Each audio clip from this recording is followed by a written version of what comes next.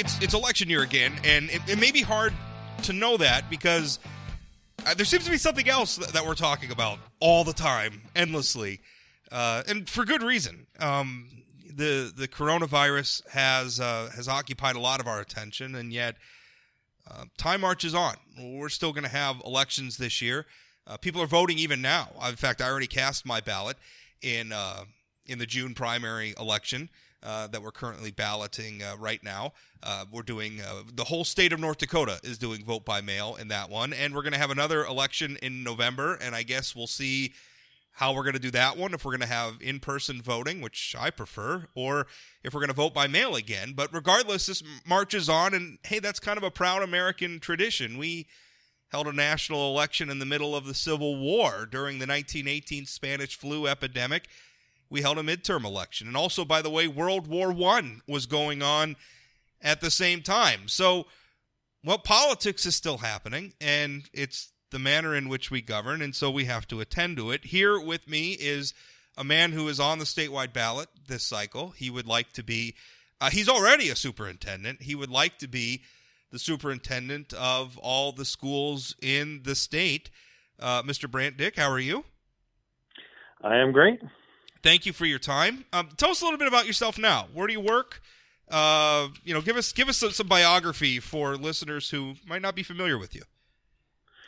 Sure. I am a superintendent and activities director at Underwood School District. I have been here since 2011.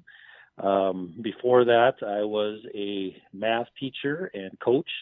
I actually started my career at Shiloh Christian School, so I have some private school experience. I was there for 11 years and then took a couple years off of education. I missed it. Education is my passion, my desires.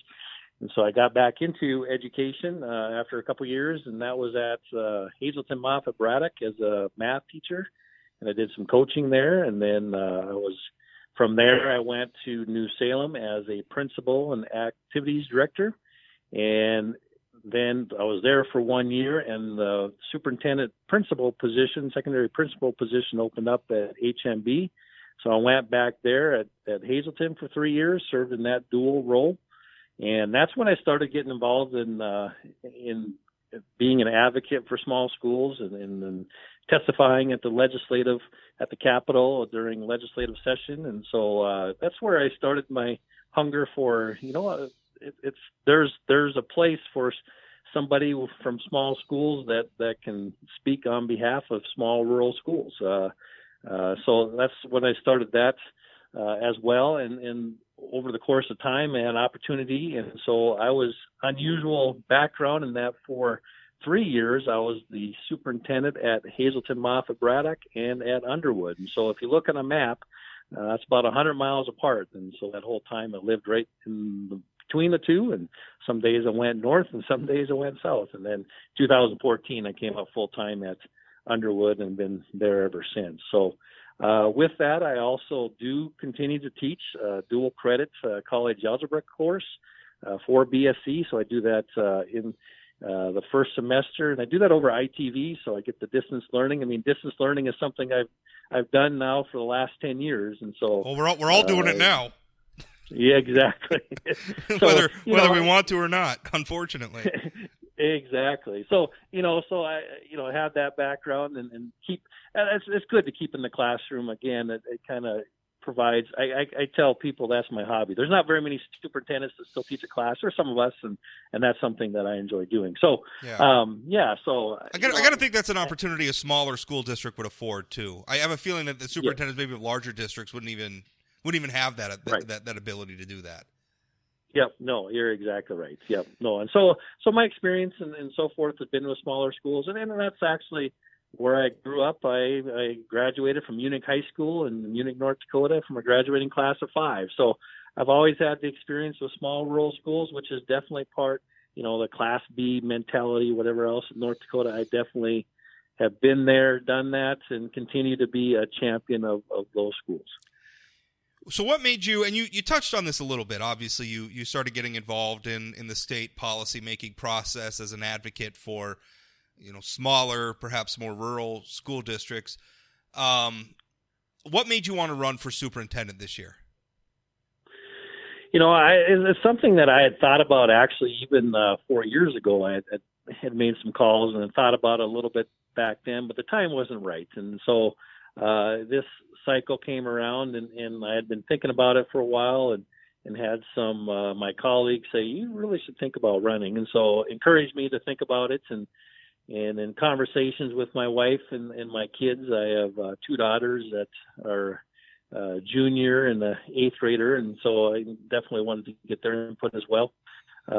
We decided to make a decision. It's one of those situations where I would look back and wonder what would have happened if I would have entered the race, and so life is too short not to take a look at opportunities and see where that lands. And so, really, I want to, my leadership style and whatever else, I want to bring a leadership style where I listen to the different groups that are there and want to make wise decisions. I think sometimes, and especially we've seen this in this pandemic that we're in right now, it's easy to make decisions and not allow local control. And so that's one of the reasons why I'm running. I want to really serve the people of North Dakota. I want to serve school districts. I want school districts and students to do well. And whatever I can do with my experience, 25 years in the educational system, I have a lot of experience, a lot of hats that I've worn. And I think I can provide some great perspective in that position. That position serves on a lot of boards. And with my experience, I just think I would be an asset to the educational system of North Dakota. And I would look forward to having that opportunity to serve the students and the educational system of North Dakota. So that's kind of why I decided to put my hat in the ring. And it's kind of interesting as I've done research. I'm the first acting superintendent since 1984 to actually run for state superintendent, which is kind of a strange dichotomy there, but that's where we're at. So, well, that's a great factoid. I actually wasn't even aware of that.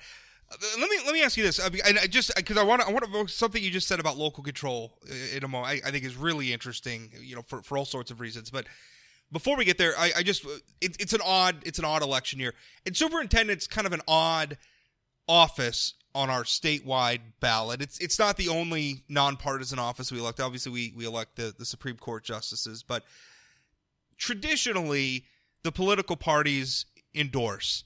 Right? They can't nominate because it's a nonpartisan office, but they'll endorse. They'll kind of say, multiple, like we've done that before. Kirsten Baesler, who is our incumbent, yep. She has sought the Republican endorsement, and it was competitive. In some of the time she's ran, it was competitive. She faced somebody else who wanted that endorsement, and she defeated them. But would you have sought the Republican or the Democrat endorsement if in this year again, it's a little odd in that the Republican Party chose not to endorse, right. Part of it because of the virus, and they just couldn't bring it together. Governor Burgum didn't get an endorsement. He's the incumbent Republican governor. So, it's an odd year. But would you have sought that if it'd been, I guess, a more normal year? And I got in the race right before all the shutdown started to happen and so forth, and so I had actually researched and gone through the process of getting. I would have been at the Republican convention seeking the letter of support. Technically they don't endorse; they provide a letter of support. And that's what I mean, as opposed to, I guess I always use endorse because it's an endorsing convention, and versus sure. nominating, which happens on the June ballot. So the party would endorse you. Sure. I mean, basically saying you're our person, as opposed to nominate. It's semantics. It's because we have a weird process even to the get-go. The whole idea that the Republicans say, well, this is our candidate, but we got to wait for the June primary, right? It's weird. Yeah. So I had actually gone through the process, and I've never been in any a convention, Republican or Democrat. I have reached out to both parties as such, been in communication and so forth. So, again, my early press releases and really what I'm doing is I'm running as a educator. That's my background. That's my history, whatever else. And it just, in a lot of ways, I think that makes sense. For someone to lead the educational system of North Dakota should be someone that is an experienced educator. And so Yes, I did go through the process, and I would have been Sure. at the convention trying to seek the endorsement letter of support, like you said, the semantics. Sure. But that being said, because of the situation, then they did not, follow through with that and so forth. So, and the Democrats, I got in the race too late to even to look at that process. I mean, it was because I didn't announce and really get into this until early March, and so by then things were already in place and so forth. So, yeah, I'm running as an educator, so I'll say it that way. Well, that makes sense, particularly for the office. Now, I want to talk something. You told me that sometimes it's easy to sort of make decisions and not allow local control. And I think it's interesting you said, because I always think that one of the hardest things to find in an elected leader is the humility to say, maybe I shouldn't do anything. And by that I mean, because that's a tough sell to voters, right? I mean, the whole process is set up, tell me what you're going to do so that I might vote for you, right? I mean, that's how the whole system is set up. And so it's hard to go to them and say, well, I might not do anything. Given, but that's kind of what the local control thing is somebody in a statewide office saying, you know what, we ought to leave that to the locals. That's easy to say. It's harder to do. I don't know if you agree with that or not, but that's been my experience. Well, no, I totally hear what you're saying. And the way I'm looking at this whole pandemic, and I'll say this, preface my statements with this. It's unprecedented times, and realize that in these times, the governor is going to make decisions that's going to be looking out for the safety of all. So I understand that. But that being said, I mean, I look at a map, I watch the daily numbers and so forth. And, obviously with my math background, I like data and I like the numbers and so forth. It is interesting to me that even now, 2 months after we started the shutdown of schools and so forth, there are still 14 counties in the state that have yet to have one case. And they've all been tested.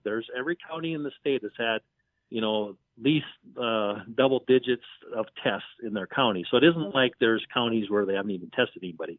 So of those 14 counties, I maintain at what point, or I ask this question, and that's my leadership style. I like to ask questions. My question I would ask is, at what point will the governor give that local control back to local school districts, local cities, local counties? Because when I look at the guidelines that came out, the scenarios that came out for schools to have summer school, and I do appreciate the governor allowing soft opening and allowing us as school districts to make some of those decisions. I think that's great. We're going to need to do all that we can to even have a chance at a quote-unquote normal fall opening.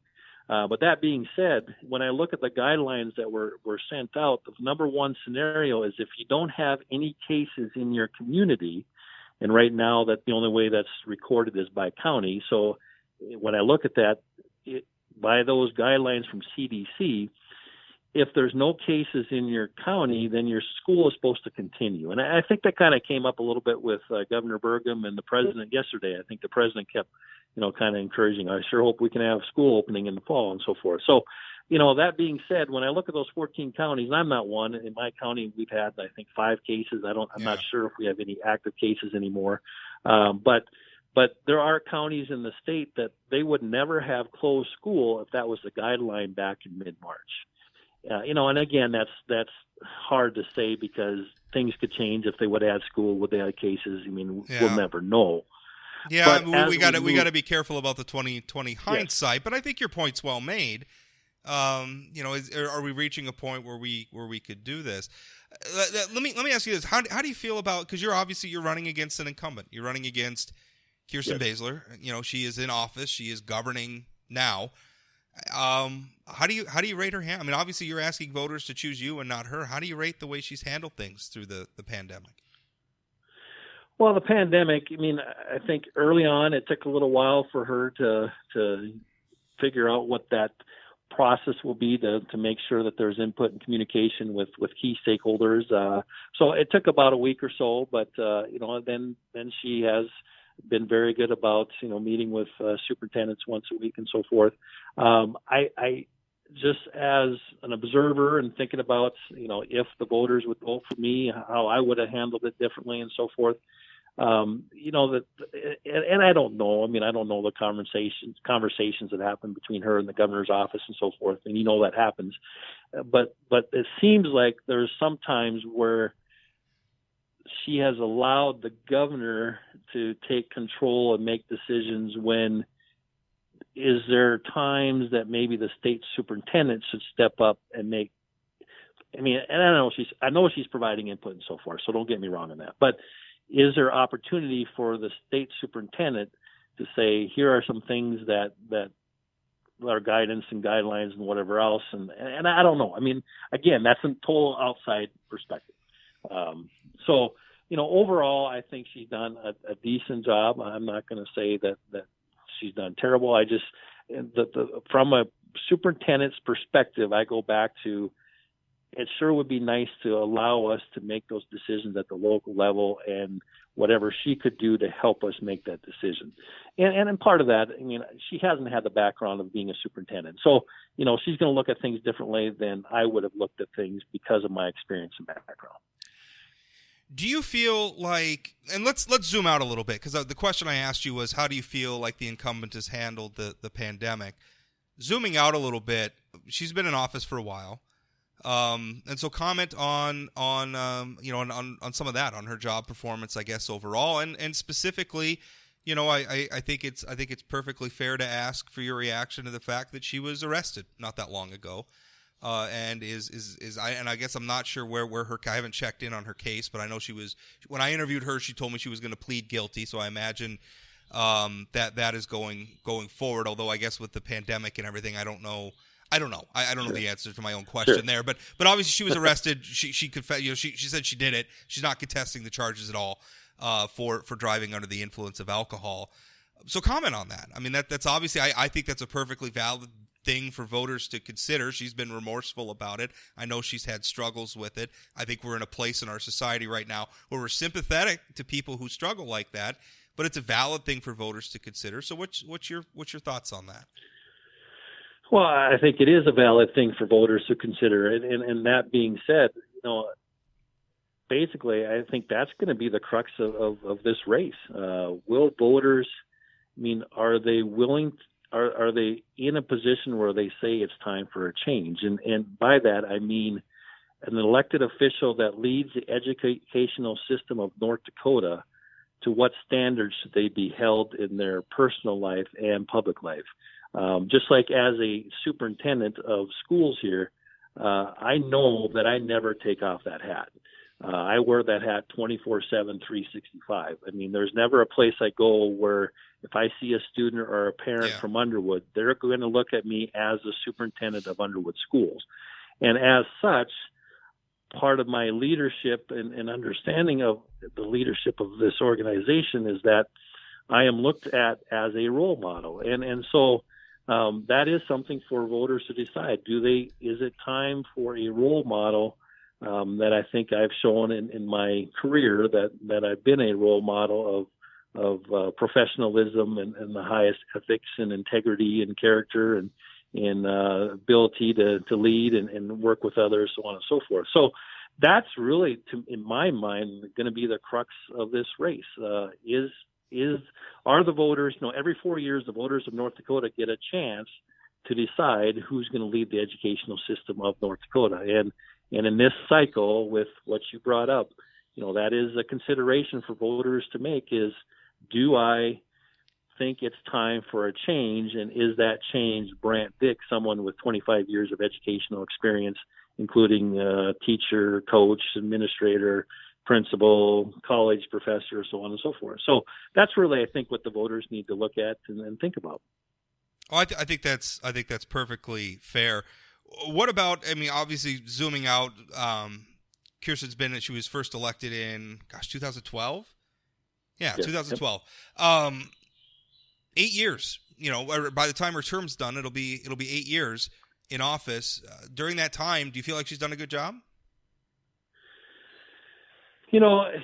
aspects, yes. I mean, I think she's done she's done some things that have done well. I mean, I would say there are some things that I would question as far as has she really represented the educational field the best. I base that on I look at some of her attendance rates at some of the boards that the state superintendent serves on. There's been times where she hasn't been always present at those boards, and there's a reason. There's a reason the state superintendent serves on the land board and the TFFR board and so forth, and that's part of that leadership is making sure you're there because when you serve on boards, those are important positions of leadership, and so in those areas, I think there's room for improvement there. I think also potentially room for improvement on, we've gone down the road and partly with the governor's backing of we want education to be innovative and so forth. And as of yet, from that level, we don't know exactly where the data lines up with that. Has that been successful? Those school districts that have gone down that road, has that been? That's probably yet to be determined. What I will say, I do appreciate that she is willing to allow, for instance, for school districts to be innovative in the sense of 4-day school weeks and so forth. So from that avenue, I like the fact that she has allowed some of those decisions to be made at the local level. So I'd say a mixed grade.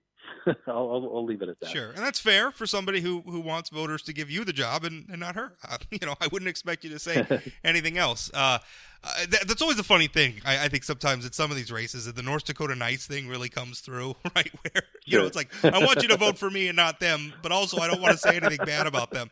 And it's not bad. I mean, we got to, it's debate, where everybody's interviewing for the job, right? So let's talk about you though. So let's say that the voters put you in.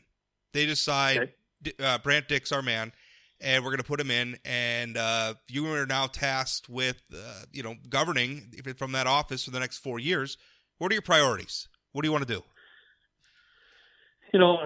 Priorities would be to make sure that I can do all I can to make sure the educational systems, the school districts, local level, they have what they need to be successful. And really the first and foremost priority coming into that position in January, right in the beginning of a legislative session, as do I think the legislators and the people of North Dakota, it's going to be a tough legislative session in the sense of you look at oil prices, you look at the pandemic and unemployment and the revenue and so forth. It's going to be a tough session that way. And already the governor had announced that, DPI needs to look at a 15% cut in their budget. And so really the first priority will be, what is it that is of highest priority to make sure this organization, DPI, is run efficiently and effectively, and what is it that we need to do? So that'll be a learning curve, obviously, as I look at that, and also going through the legislative session, what can we do to try to minimize and try to get as much resources out to school districts? Because in the end of the day, that is what's important for this position. How do the schools have the resources they need to pay the teachers, to keep the teachers? I mean, I've talked about that in my speech and so forth that I've looked at and so forth. Can I recruit and retain quality educators at DPI? Can I help schools recruit and retain quality educators in the state? Because that's an issue right now. This is my first year, this past year, that I did not hire teacher because I didn't have any applicants, so I had to make do without. And that was the first time that had ever happened in my career, and that's not unusual. And I don't see that getting any better, unfortunately. So that would be the highest priority: is what can we do to make sure we can recruit and retain quality educators, because that is where education happens. It happens at the level between the teacher and the student, and we can set policies and we can do whatever else, but at the end of the day, quality education, and then that's been the challenge with this pandemic. I mean, distance education. I mean, it's to a point okay, but we are social beings, and there's just impossible to replace that teacher in front of a classroom, that interaction that happens, the body language that you see and communication that happens, that cannot be replaced over Zoom or Google Meet. Well, also pedagogy, right? Pedagogy. Am I getting that right? Pedagogy. Pedagogy. Okay, I always pronounce it. I read words. I don't know how to pronounce them because I'm such a. I like to read things. I don't even like watching videos that much. Like I'll try to find the transcript. I'd rather just read things. But man, it's hell with pronunciation because I'm always pronouncing things wrong because I don't hear them first. I just read them and then come up with my own pronunciation, and then it never goes away. Anyway, after getting out of that rabbit hole, pedagogy is a real skill.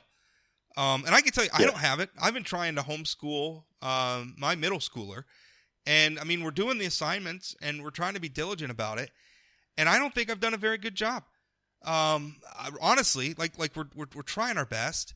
But I'm not a replacement for a teacher who's been trained in this stuff. Now, maybe some people are. I don't want to take anything away from the homeschoolers. There's some people, they have a calling to it. They can get it done. It's what works for them. Hey, more power to you. I'm not taking anything away from that. I don't have that skill set. I don't have the training in it. I don't know that I have the right personality for it. I don't know. I'm not very good at it. So, I mean, that's essentially what's happened is we have taken the people, the professionals, out of the equation. You know, and we've tried to, you know, and having Zoom calls with them or whatever. It's not a replacement. It's just not. Right. You know, I mean, there's unfortunately, I think there's a lot of kids out there probably very hurt by this, that we're going to have to focus on lifting them back up again once we can get school back again this fall, which I fully expect we will, that schools are going to be open again this fall. But, you know, we got a project because we got about a lost half year here that we've got a project in front of us to fix. Well, I sure hope we have normal school. It's about 9 weeks, about a quarter of the school. And just like anything else, I mean, teachers are going to have to start with their classroom where they're at, and that's where I think summer school is going to be important for some. That's like, again, I said, I appreciate the opportunity to have that opportunity to reach out to some of the kids that may have some more needs in the summer to hopefully transition better into the fall. But yeah, you're absolutely right. The professionals, the teachers, at the beginning of the year, they're going to have to spend a little bit more time reviewing, and as they go forward, they won't be able to, in some ways, teach in a way that they have in the past. By that, I mean, a lot of times, for instance, when I taught, I always assumed some things that these kids knew. Well, you're not going to be able to do that anymore. You're going to have to make sure you really think step by step and whatever else that these kids may not have understood or learned that because of the situation that they're in. And so it's an adjustment and it's a shift. And the great teachers, the good teachers, they're going to do, I mean, they're going to continue and they're going to take them from point A to point B and just like normal. So that's not going to be an issue, other than it's just going to be more intentional as far as how they present material and make sure that they realize there might be some gaps they're going to have to fill as they go along the way. Well, I really appreciate your time coming on and answering my questions. Any final thoughts or any place you want to direct people if they want to find out more information or connect with you or your campaign? Sure. Yep. Oh, absolutely. I've got a website, Brandt, BRANDT, the number 4. I have to have a number with a math teacher, right? Yeah, that's right. Yeah. Brandt4ND.com. So Brandt4ND.com is my website. Go ahead and see. You'll get to read and find out a lot more about me, my background, and why I'm running, and so forth. So, yeah, that's the place where they can find out more. And as I'm talking to people and visiting with people about this race, it's interesting because what you said early is absolutely correct. This politics is not on the high priority list for a lot of people, and so, I mean, as far as I know, no one can give me, because they don't know. Because you're not mixing with people to know how this race is going to go. So June 10th will be interesting to see how the numbers come in on June 9th, and that'll give us a pretty good picture of where we're at, where this race is at, and hopefully I'll be one of the top 2 to continue on into the general election in November. Yeah, and we should make that clear to listeners. The superintendent race, I mean, most like the governor race and a lot of those, I mean, that's about nominating. You know, that's about, for instance, Governor Burgum is facing a challenge from a gentleman by the name of Michael Coachman. I suspect Governor Burgum's probably going to win. But, that's about the nomination for the Republican Party. And the superintendent race, because it's a nonpartisan race. Not technically, it is a nonpartisan race. Right. It goes it's the top 2 vote getters go on. And I think there's, what is there, 3 in the race? So yep, there's three in the race. So I imagine that you and Superintendent Baesler will be moving on. Charles Tuttle, a gentleman here from Minot, who's run for offices in the past, but a little bit of a fringe candidate. I don't suspect him to survive the June primary balloting. So anyway, I expect we'll be continuing to have this debate through November, and I'll probably get you on again. Maybe get you on with Kirsten. We have a little debate. I'll put you on the spot. We'll see about that. Well, thank you so much for your time. Appreciate it, Brandt. All right. Thank you. Yep.